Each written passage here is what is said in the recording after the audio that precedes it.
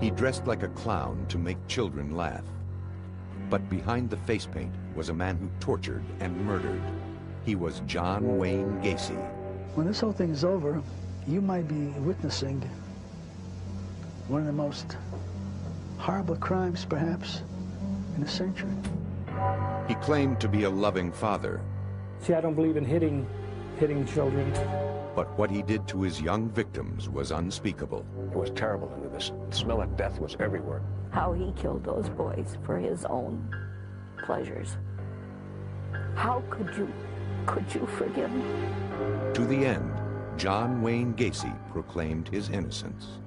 Vengeance is mine, saith the Lord, because you will have executed somebody that didn't commit the crime.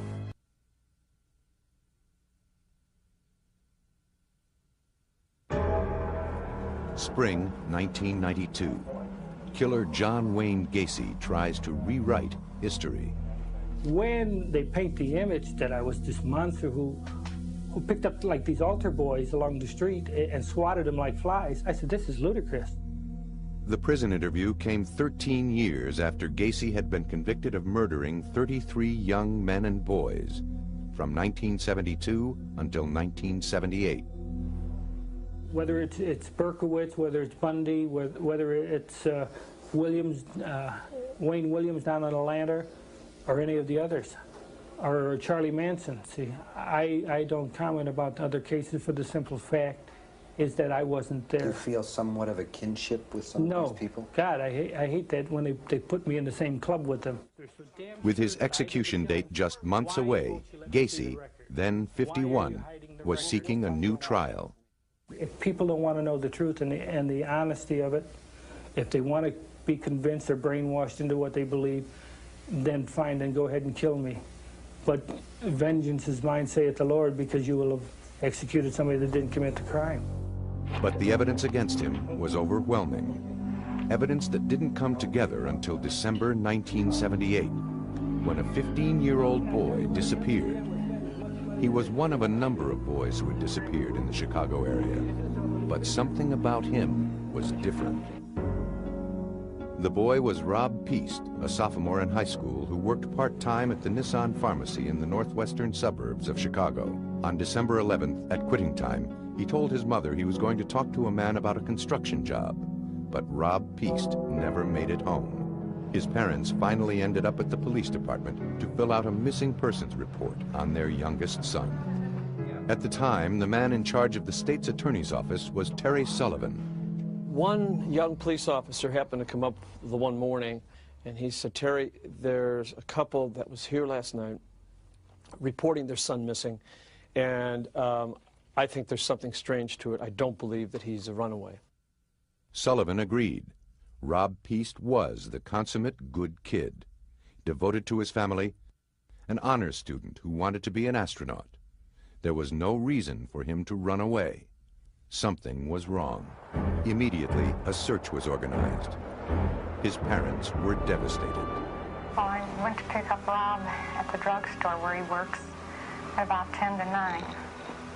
And he says it would take a few minutes, that he wanted to talk to this contractor about a job. And then with that, I started browsing around the store, and I'd never seen him since.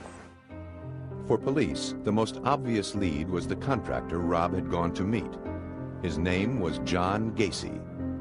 As it turned out, Gacy often hired young boys. 2 days after Rob disappeared, Sullivan called Gacy into the police station. And he basically just said he had no idea what we were talking about. He denied even knowing the kid, and in frustration, I had said to him that, well, I understand that you don't want to say anything, but we've got evidence that, in fact, you were seen with him very recently.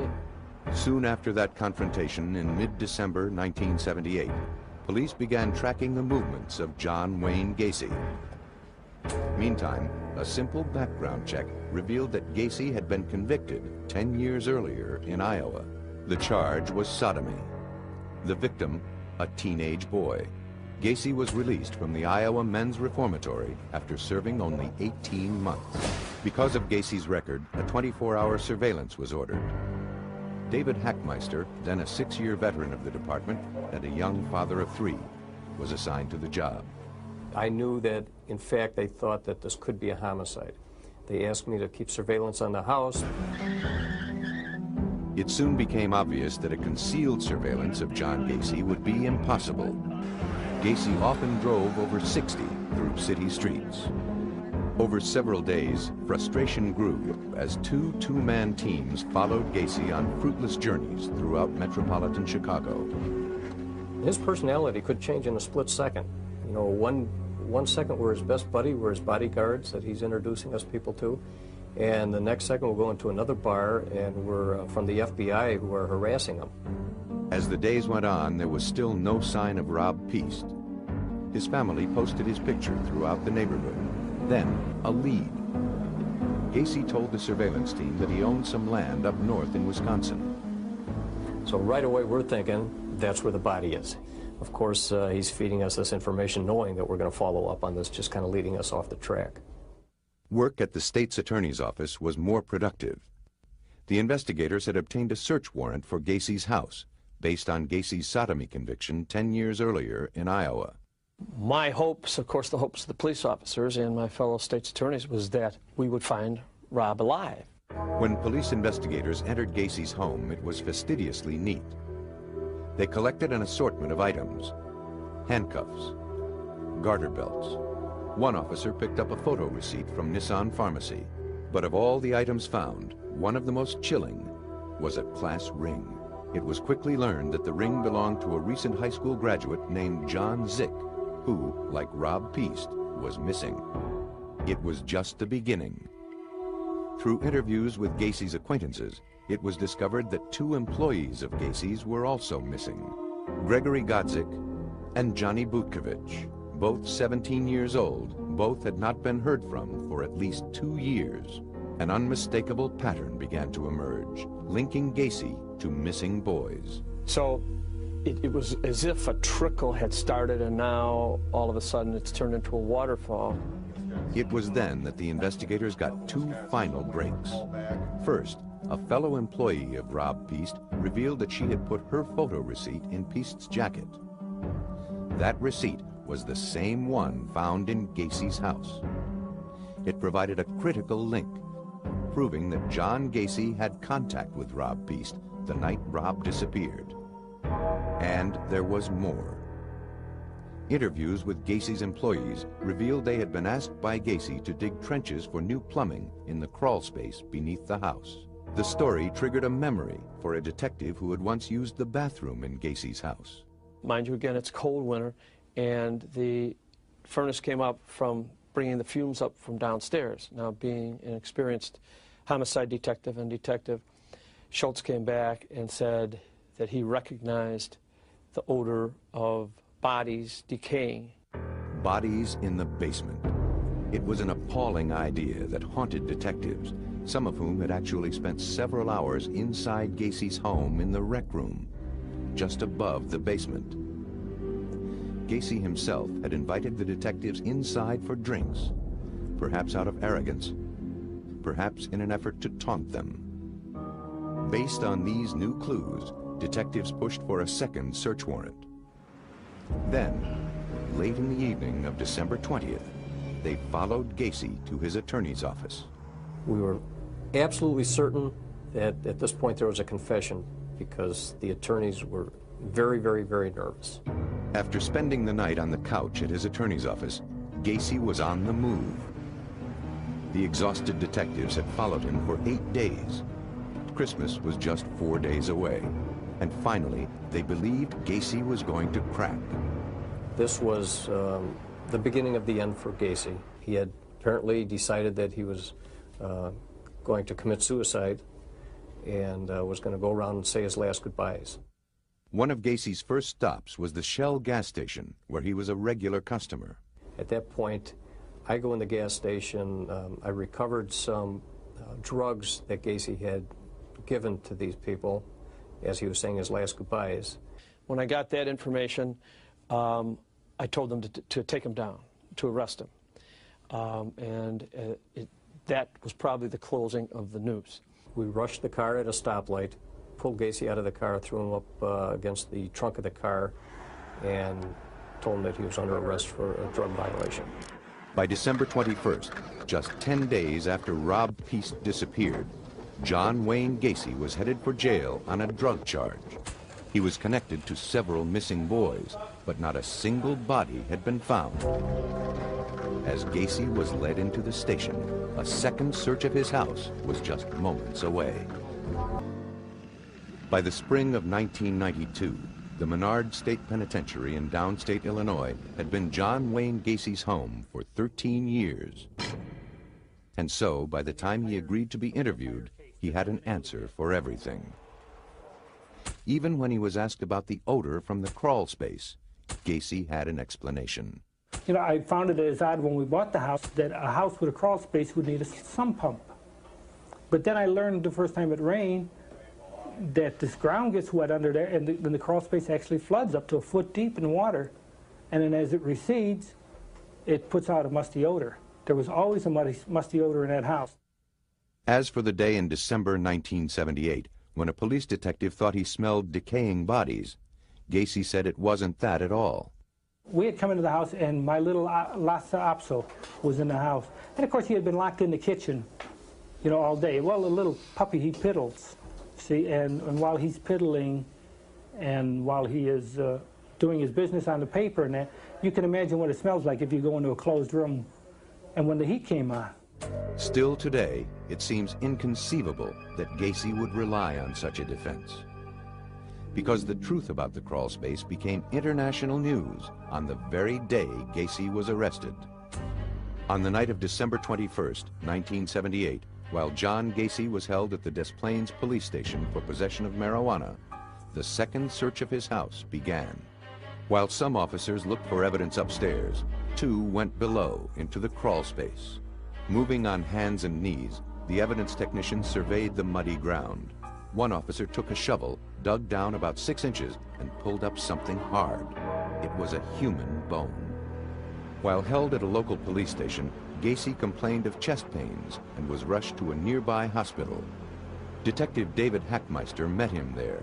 I hadn't been there maybe 20 minutes or a half an hour when I got a phone call from my supervisor advising that they had found bones in the crawl space. At that time, Gacy was just being released from Holy Family Hospital, and I advised him at that point that he was under arrest for murder. Defeated, Gacy looked straight at Hackmeister and said, "Dave, I'm ready to clear the air." He then confessed to the murder of more than 30 young men and boys. He certainly held nothing back. He talked about the very first person that he killed, and that he had stabbed him to death, and that caused such a mess that he had to come up with another plan after that. Every person that he killed thereafter, he came up with a plan to strangle. The specifics Gacy provided of torture in his house were staggering.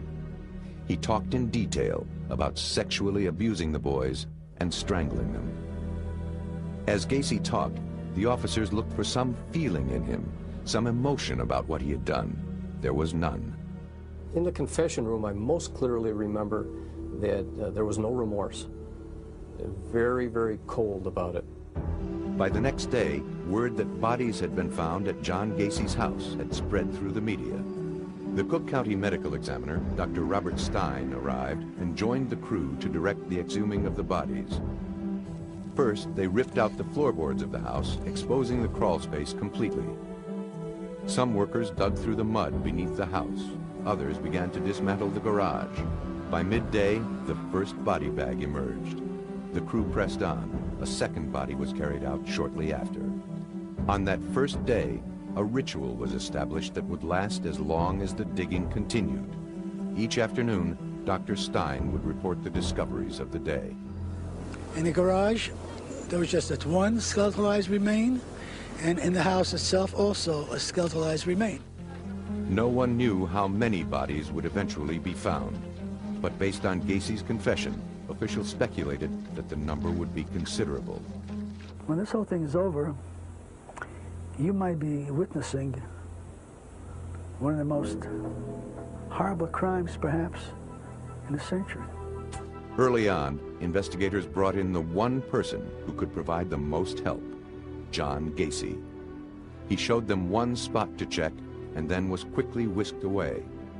Gacy's information about the graveyard beneath his house was remarkably precise. At one point, he even drew a sketch of the crawl space. To this day, it's a bone-chilling little handwritten sketch because this guy knew where almost every body was. He didn't remember the names of them, or he wouldn't tell us the names, but he knew where they were in the basement. All 6 bodies were essentially skeletalized. For those working in the crawl space, the job was horrendous.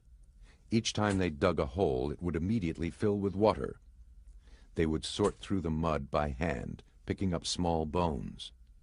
Whenever they found a skull, they placed a stake into the ground with an identifying number. Outside in the freezing cold, among the spectators was veteran crime reporter John Drummond. It attracted the curious, despite the cold weather. People would come out there to see the scene because what had this scene ever happened before? No. The odor was terrible. All the investigators that we talked to afterwards admitted that the stench, despite the fact it was very cold weather, was overwhelming. It was terrible in there. The smell of death was everywhere as they went in there. Some people came not just out of curiosity. They were relatives of young men who were missing. I just have a grandson missing, and it's just a stab in the dark. The number of bodies found today are 6. Bringing the total to? 21. In the final stages of the search, the Gacy house was completely dismantled. 29 bodies had been unearthed. But nowhere had they found Rob Peast, the young boy whose disappearance had initiated the investigation of John Wayne Gacy. The search for him would continue. At this point in time, it would appear that we have removed those bodies from the crawl space. As the search for bodies ended, there was one question the stunned public wanted answered. How had John Gacy gotten away with killing so many young men and boys for so many years? Behind the mask of the killer clown. In 1992, in his television interview from prison, John Gacy presented himself to the public as a man deeply concerned with the breakdown of family values. Do you realize by 1993 that 50% of the American families will be single-parented? And that shows a breakdown in the church and not being able to hold families together. And for this reason, children run away from home and seek love in other places. Twice divorced himself, he still claimed to live his own life according to very strict standards. I've always looked after my children, even now. A lot of things that my dad did, I refuse to do, because I don't believe in hitting children. A good father, a concerned citizen. He said he was also a dedicated community servant. I always felt that service community and community service to others, you know, in my religious background, I felt if you serve other people, it'll come back to serve you. Ironically, for people who knew Gacy before his arrest, his statements were actually believable because the public life of John Gacy was that of a model citizen and loving father. As the bodies, one after another, were pulled from Gacy's house in December 1978, there was no group more stunned than the group of people who consider themselves Gacy's friends. I still find it hard to believe him. I've known the man 4.5 years, and I thought the world of him. To those who knew him, John Gacy was not only a successful businessman, he was also a good neighbor. Routinely, he opened his house for lavish holiday theme parties. But what many remembered about him most was that he often dressed up as a clown to entertain children. At the top of it all, I mean, he used to do a lot of his charitable work. In other words, the guy was a clown, and he put on shows and all that, and the kids there, he treated the kids real good and all that. But now, with the bodies being pulled from his basement, the world discovered another side to John Gacy. And suddenly, people wanted to know, who was this Dr. Jekyll and Mr. Hyde? Attorney Greg Adamski, who later represented Gacy, discovered Gacy operated by his own rules. Most of the things that all of us value, John had no value for at all. John didn't value other life. John didn't value other emotions. John didn't value any institutions. John didn't value the feelings of other people. John Gacy grew up in Chicago. His father was reportedly abusive, and he had some health problems as a child. He was close to his mother and only sister. In his adolescent years, Gacy loved to dress up in uniforms. He scored 118 on an IQ test, which is in the bright normal range. He told doctors after his arrest that he committed his first murder when he was 15 years old and then couldn't stop. He made the statement in 1979 to the psychiatrist hired to help in his defense, Helen Morrison.